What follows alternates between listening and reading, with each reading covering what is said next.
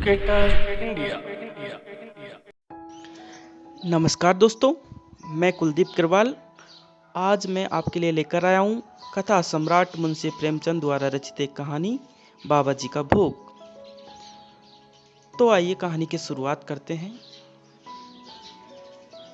रामधन अहीर के द्वार एक साधु आकर बोला, बच्चा तेरा कल्याण हो, कुछ साधु पर श्रद्धा कर। रामधन ने जाकर स्त्री से कहा, साधु द्वार पर आए हैं, उन्हें कुछ दे दे। स्त्री बर्तन मांज रही थी और इस घोर चिंता में मग्न थी कि आज भोजन क्या बनेगा। घर में अनाज का एक भी दाना न था। चैत का महीना था, किंतु यहाँ दोपहर ही को अंधकार छा गया था। उपज की सारी खलियान से उठ गई। आधी महाजन ने ले ली, आधी जमींदार के प्यादों ने वसूल की। भूसा बेचा तो व्यापारी से गला छूटा। बस थोड़ी सी गांठ अपने हिस्से में आई, उसी को पीट पीट कर एक मन भर दाना निकला था। किसी तरह चैत का महीना पार हुआ। अब आगे क्या होगा? क्या बैल खाएंगे, क्या घर के प्राणी खाएंगे, यह ईश्वरी जाने। पर द्वार पर साधु आ गया है, उसे निराश कैसे लौटाएं? अपने दिल में क्या कहेगा? स्त्री ने कहा, क्या दे दूं? कुछ तो रहा नहीं।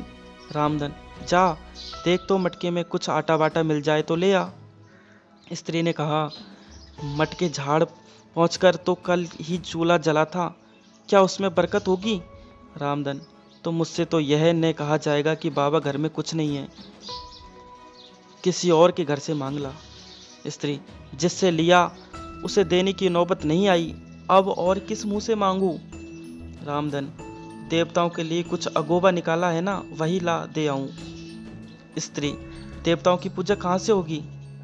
रामधन, देवता मांगने तो नहीं आते, समाई होगी करना, न समाई हो न करना। स्त्री, अरे तो कुछ अगोबा भी पसरी दो पसरी है, बहुत होगा तो आध शेर। इसके बाद क्या फिर कोई साधु ने आएगा? उसे तो जवाब देना ही पड़ेगा। रामधन, यह बला तो टलेगी फिर देखी जाएगी। स्त्री झुंझला कर उठी और एक छोटी सी हांडी उठा लाई, जिसमें मुश्किल से आध शेर आटा था। वह गेहूं का आटा बड़े यत्न से देवताओं के लिए रखा हुआ था।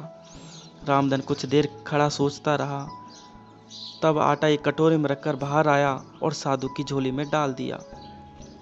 महात्मा ने आटा लेकर कहा, बच्चा अब तो साधु आज यहीं रमेंगे, कुछ थोड़ी सी दाल दे तो साधु का भोग लग जाए। रामधन ने फिर आकर स्त्री से कहा, संयोग से दाल घर में थी।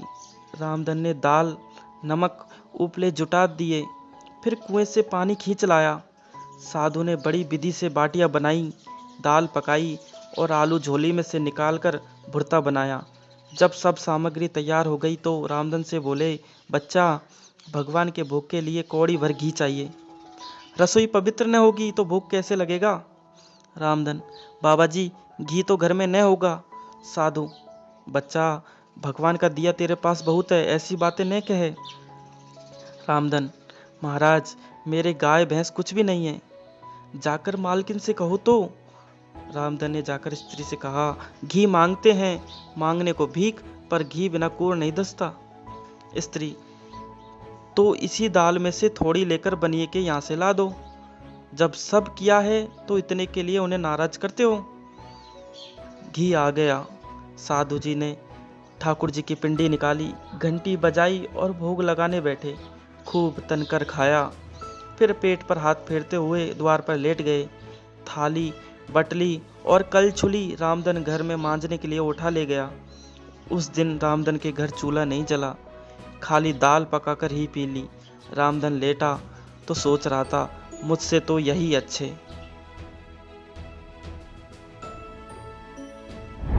Educator India.